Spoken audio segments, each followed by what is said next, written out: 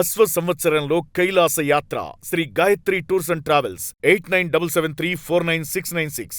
నమస్తే, welcome to it's TV. నేను మురళి. ఆంధ్రప్రదేశ్లో చోటు చేసుకున్నటువంటి పరిణామాలు, వైసీపీ నేతల ఇళ్ల మీద జరిగినటువంటి దాడుల్ని మనం చూసాం. అంబటి రాంబాబు ఇంటి మీద టీడీపీ కార్యకర్తలు, నేతలు అంబటి రాంబాబు చేసినటువంటి కామెంట్స్కి సంబంధించి టీడీపీ నేతలు ఇచ్చినటువంటి రియాక్షన్ ఎంత వైల్డ్గా ఉందో మనం చూసాం. దీనికి సంబంధించి అలాగే జోగి రమేష్ ఇంటి మీద కూడా, జోగి రమేష్ చేసినటువంటి కామెంట్స్కి సంబంధించి జోగి రమేష్ ఇంటి మీద జరిగినటువంటి దాడి తీవ్రత కానీ, ఆ దాడి జరగడానికి ఒక గంట ముందు జరిగినటువంటి పరిణామాలకు సంబంధించి ఎక్స్క్లూజివ్ వీడియో అయితే యూటీవీకి వచ్చింది. దీనికి సంబంధించి ఎలాంటి పరిణామాల నేపథ్యంలో జోగి రమేష్ ఇంటి మీద దాడి జరిగింది, దాడి జరగడానికి గంట ముందు నుంచి కూడా ఎలాంటి పరిస్థితులు అక్కడ ఏర్పడ్డాయి, ఎక్కడి నుంచి ఎంతమంది వచ్చారనేది కూడా యూటీవీకి ఎక్స్క్లూజివ్గా వీడియో రూపంలో అయితే వచ్చింది. ఒకసారి దాన్ని చూసే ముందు అసలు జోగి రమేష్ చేసినటువంటి కామెంట్స్ ఏంటి? లోకేష్కి కొవ్వు తగ్గింది అనుకున్నా, అంటే ఒళ్ళు తగ్గించుకున్నాడు కదా, కొవ్వు తగ్గించుకున్నాడు అనుకున్నా. వాడికి మెదడు మొత్తం చిప్పే దొబ్బింది, చిప్పు మొత్తం దొబ్బింది. వాడికి బుద్ధి తక్కువ కదా వల్ల ఏంది ఏమి రాజకీయాలు చేయటం. ఎస్, సో అది జోగి రమేష్ చేసినటువంటి కామెంట్స్కి సంబంధించి వ్యక్తిగతంగా రాజకీయపరమైనటువంటి అంశాన్ని కలుపుతూ కూడా ఆయన చేసినటువంటి కామెంట్స్ అది. దీనికి సంబంధించి గతంలో జరిగినటువంటి దాడులకు సంబంధించి కావచ్చు, టీడీపీ ప్రతిపక్షంలో ఉన్నప్పుడు అధికారంలో ఉన్నటువంటి వైఎస్ఆర్ కాంగ్రెస్ పార్టీ చేసినటువంటి దాడులకు సంబంధించి కావచ్చు, ఇదంతా కూడా ఒకంత రాజకీయపరమైనటువంటి చర్చ అయితే జరుగుతున్నటువంటి పరిస్థితి. దాడుల సంస్కృతి ఆంధ్రప్రదేశ్లో మొదలైందా అనేది ఒక అంశం అయితే, దీనికి సంబంధించి ఒకరు అధికారంలో ఉంటే మరొక పార్టీ మీద రాజకీయపరమైనటువంటి విమర్శలు కావచ్చు, లేకపోతే వ్యక్తిగతమైనటువంటి విమర్శలకు సంబంధించి జరుగుతూ ఉంటాయి. అదే స్థాయిలో దాడులు కూడా జరుగుతాయి. గతంలో జరిగింది, మళ్ళీ ఇప్పుడు జరిగింది. అంటే మళ్ళీ తిరిగి వైఎస్ఆర్ కాంగ్రెస్ పార్టీ అధికారంలోకి వస్తే ఇదే స్థాయిలో దాడి జరుగుతుందా? ఇది రాష్ట్ర ప్రజలు అనుకుంటున్నటువంటి ప్రస్తుత పరిస్థితి ఉంది. అసలు జోగి రమేష్ ఇంటి మీద దాడి జరగడానికి ఒక గంట ముందు జరిగినటువంటి పరిణామాలకు సంబంధించి కూడా ఎక్స్క్లూజివ్ వీడియో రూపంలో ఒకసారి మనం చూద్దాం. రైట్, ఇది కొండపల్లి చౌరస్తా, విజయవాడలో ఉన్నటువంటిది. ఎక్కడైనా సరే ట్రాఫిక్ జామ్ అవుతున్నప్పటికీ దీనికి సంబంధించి పోలీసులు నియంత్రించడం కావచ్చు, లేకపోతే భారీగా ఎక్కడైనా సభలు జరుగుతున్నప్పుడు జనసందోహం వస్తూ ఉంటే పోలీసులకు ఒక ఐడియా వచ్చేస్తూ ఉంటుంది. ఈ నేపథ్యంలో ఒక ఇంటి మీద దాడి జరుగుతుందంటే ఒక 500-1000 మందో కార్యకర్తలు అక్కడికి చేరుకొని జోగి రమేష్ ఇంటి మీద దాడి చేసినటువంటి పరిస్థితి ఉంటుంది. కానీ నిత్యం కూడా విజయవాడలో పెట్రోలింగ్ వెహికల్స్ ఉంటాయి, పోలీసులు ఉంటారు, హోంగార్డులు ఉంటారు.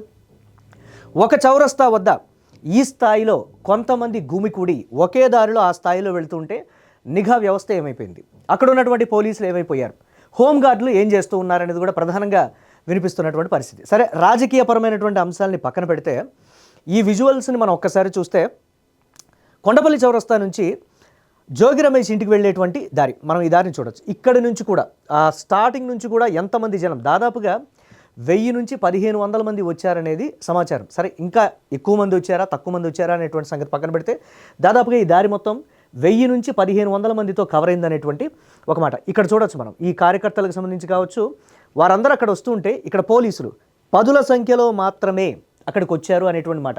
సరే, ఒక గంట ముందు నుంచి జరుగుతున్నటువంటి పరిణామాల నేపథ్యంలో అంతమంది అక్కడికి వెళుతున్నారు అని అంటే జోగి రమేష్ ఇంటి వద్దకే వెళుతున్నారనేది నిఘా సంస్థలకి సమాచారం ఉంది.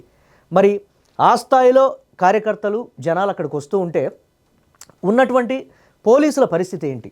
10 మంది సరిపోతారా? నియంత్రించగలుగుతారా? కనీసం ఆపగలుగుతారా?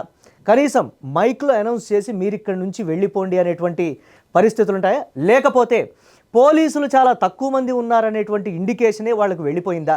మనం ఏమైనా చేసుకోవచ్చు, ఎలా అంటే అలా చెలరేగిపోవచ్చు అనేటువంటి ఒక ఇండికేషన్ వచ్చింది. అక్కడ వారిస్తున్నారు పోలీసులు. మనం ఇక్కడ విజువల్లో క్లియర్ కట్గా చూడొచ్చు.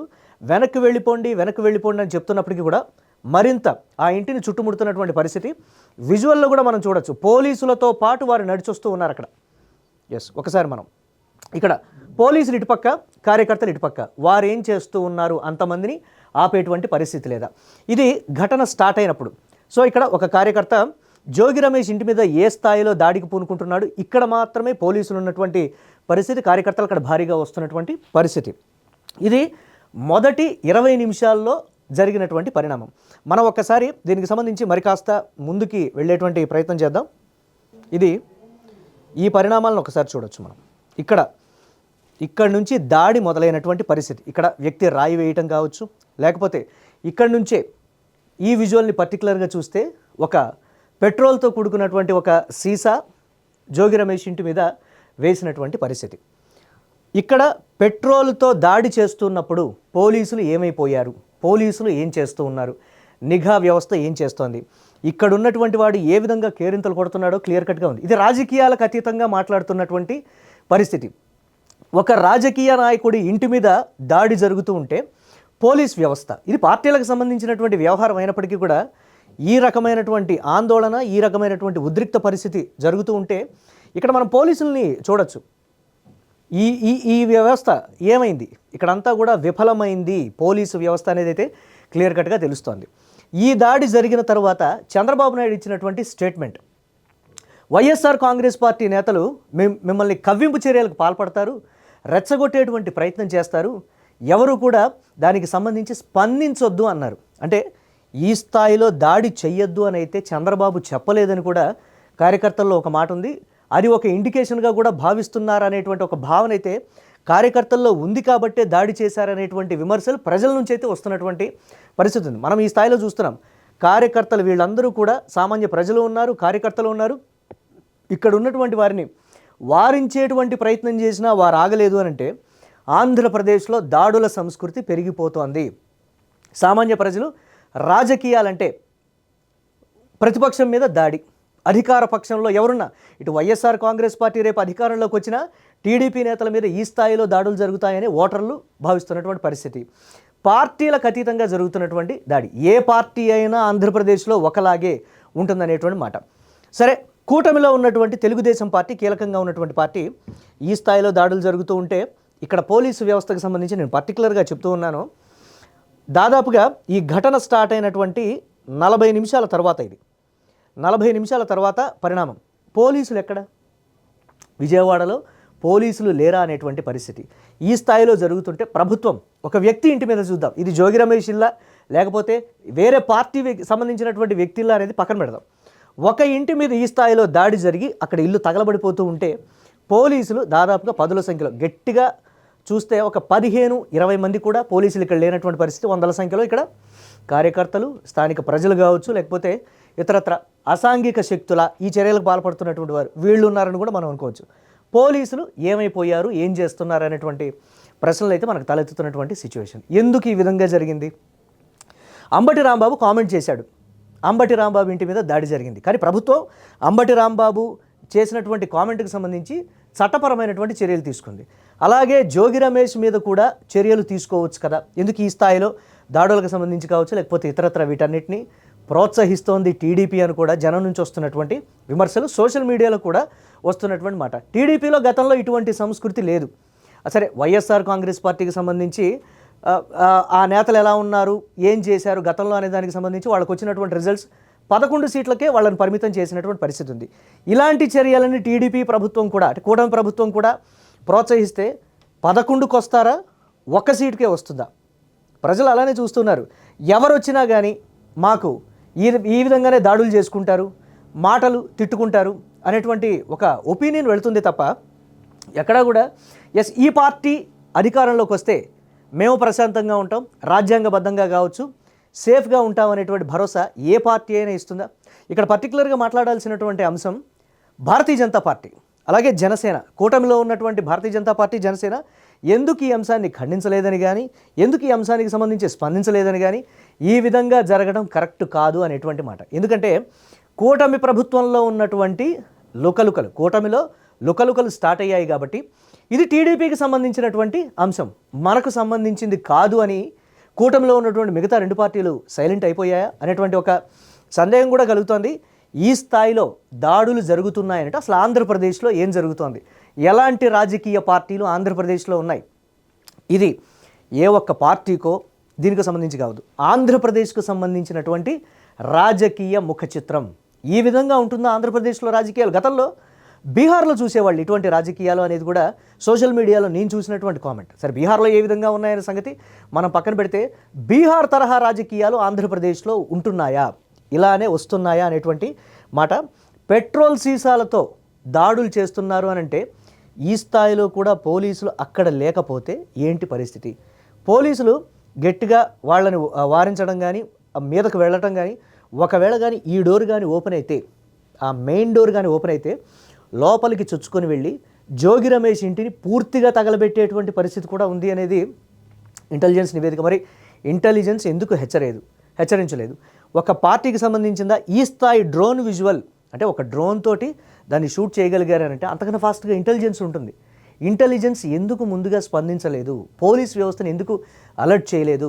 ఏ ఒక చిన్న విషయానికో దీనికి సంబంధించి కామన్ మ్యాన్ ఒక రోడ్డు మీద గొడవ చేస్తుంటే ఒక 4-5 పోలీసులు చుట్టూ రౌండప్ చేసి అతను పక్కకు తీసుకొని వెళ్ళటమా, లేకపోతే అక్కడి నుంచి గొడవ సద్దుమణిగేలా చేయడం ఏదో చేస్తుంటారు. ఈ స్థాయిలో గొడవ జరిగినప్పుడు, భయోత్పాతం సృష్టించినప్పుడు, ఒక మాజీ మంత్రి ఇంటికి నిప్పు పెట్టినప్పుడు ఏమైపోయింది పోలీస్ వ్యవస్థ అనేది పర్టికులర్గా స్థానికంగా వస్తున్నటువంటి విమర్శ. ఈ చుట్టూ ఉన్నటువంటి వాళ్ళు కూడా రాజకీయ నాయకులు మన మధ్యలో ఉంటే మన పరిస్థితి కూడా ఇలానే ఉంటుందా? ఈ ఇంటికి నిప్పు పెట్టారు, ఒకవేళ గంజాయి మత్తులోనో లేకపోతే మద్యం సేవించో ఇతర ఇళ్లకు కూడా నిప్పు పెడితే పరిస్థితి ఏంటి? అక్కడ లోకల్గా ఉన్నటువంటి కొంతమంది మీడియాతో మాట్లాడినటువంటి మాటలకు సంబంధించి కూడా మనం పర్టికులర్గా చెప్పుకోవాలి. ఒక మాజీ మంత్రి ఇంటికి రక్షణ లేకపోతే మా పరిస్థితి ఏంటి అనేటువంటి ఒక ప్రశ్న కూడా ఉత్పన్నమవుతుంది. రాజకీయ పార్టీలు ఇకనైనా సరే ఆలోచించి, పర్టికులర్గా తెలుగుదేశం కానీ, వైఎస్ఆర్ కాంగ్రెస్ పార్టీ కానీ, జనసేన కానీ, బీజేపీ కానీ రాజకీయాలకు అతీతంగా జోగి రమేష్ విమర్శలు చేశాడు, చట్టపరమైనటువంటి చర్యలు తీసుకోండి. అంబటి రాంబాబు విమర్శలు చేశాడు, చట్టపరమైనటువంటి చర్యలు తీసుకోండి. గతంలో టీడీపీ ఒకవేళ తప్పు చేసి ఉంటే వైఎస్ఆర్ కాంగ్రెస్ పార్టీ కూడా చట్టపరమైనటువంటి చర్యలకే తీసుకోవాలి తప్ప ఈ విధంగా భౌతిక దాడులు చేసుకుంటూ ఉంటే రేపు వైఎస్ఆర్ కాంగ్రెస్ పార్టీ అధికారంలోకి వస్తుంది, రప్ప రాజకీయాలు వస్తాయా? మళ్ళీ తెలుగుదేశం పార్టీ వస్తుంది. గతంలో మీరు అలా అన్నారు కదా, మాకు ఇంకొంచెం బ్యాలెన్స్ ఉంది, మళ్ళీ మేము దాడులు చేస్తామని అంటారు. అంటే రాజకీయపరమైనటువంటి విమర్శలకు కూడా ఆంధ్రప్రదేశ్లో చోటు లేదా అనేటువంటి ఒక భావన అయితే వ్యక్తమవుతోంది ఈ స్థాయిలో.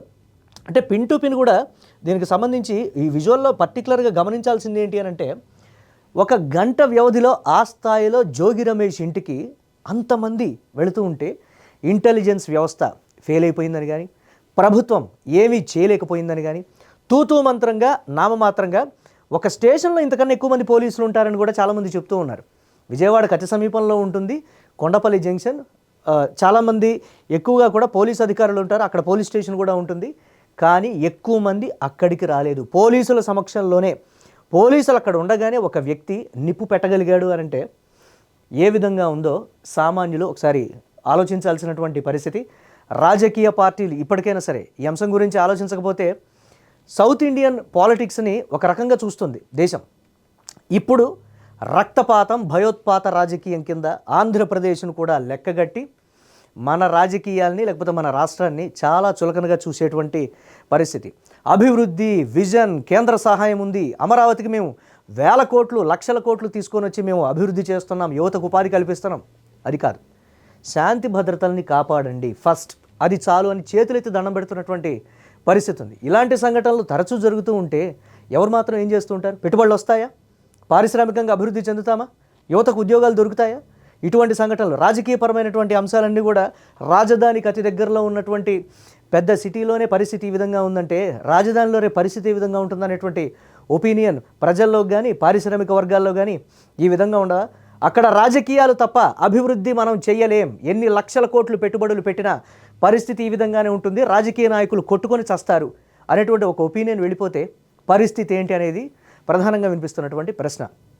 పార్టీలు ఎక్కడైనా ఆలోచించి ఇటువంటి అంశాల మీద దృష్టి పెట్టి రాజకీయపరమైనటువంటి విమర్శలు చేసేటప్పుడు కూడా వ్యక్తిగతమైనటువంటి దూషణలకి, బూతులు మాట్లాడకుండా రాజకీయపరంగా గతంలో స్వతంత్రం వచ్చిన కొత్తలో కావచ్చు, లేకపోతే ఒక 20-30 సంవత్సరాల క్రితం ఒక కన్స్ట్రక్టింగ్ వేలో విమర్శలు చేస్తున్నటువంటి పరిస్థితి ఉండేది. కానీ ఈ రోజున రాజకీయ నేతలు చేస్తున్నటువంటి విమర్శలు రోడ్డు మీద మందు తాగి బూతులు తిట్టుకునేటువంటి, ఇద్దరు మద్యం తాగినటువంటి సేవించినటువంటి వాళ్ళు తిట్టుకునేటువంటి బూతుల మాదిరిగా మైకుల ముందు పూర్తి స్పృహతో రాజకీయపరంగా చేస్తున్నటువంటి విమర్శలు అనేవి జుగుప్సాకరంగా ఉంటున్నాయి. ఒకసారి ఆలోచించకపోతే రాబోయే తరాలు కూడా రాజకీయాలంటే ఈ విధంగానే ఉంటాయా, మనం అధికారంలోకి వస్తే అవతల వాడిని కొడతాం, వాడు అధికారంలోకి వస్తే మనం కూడా కొడతాం అనేటువంటి రాజకీయాలే యువతకు కూడా అలవడతాయా అనేటువంటి ఒక మెసేజ్ అయితే వెళుతోంది. చూడాలి దీనికి సంబంధించి ప్రభుత్వం ఒక రాజకీయపరమైనటువంటి అంశంగా చూస్తుందా, లేకపోతే నిజంగా ఇప్పుడు మనం మాట్లాడుకున్నటువంటి అంశాలకు సంబంధించి ఏ విధంగా చూస్తుంది, రాష్ట్ర భవిష్యత్తు బాగుండాలంటే ఇటువంటి సంఘటనలు జరగకుండా ఆపాల్సినటువంటి పరిస్థితి. రాజకీయ పరంగా మీరు ఎన్ని విమర్శలైనా చేసుకోండి, ఎన్ని కేసులైనా పెట్టుకోండి, జైళ్ళకు పంపించుకోండి, ఏమైనా చేయండి, కానీ భౌతికంగా దాడులకు దిగద్దనేదే అందరూ కోరుకుంటున్నటువంటి పరిస్థితి.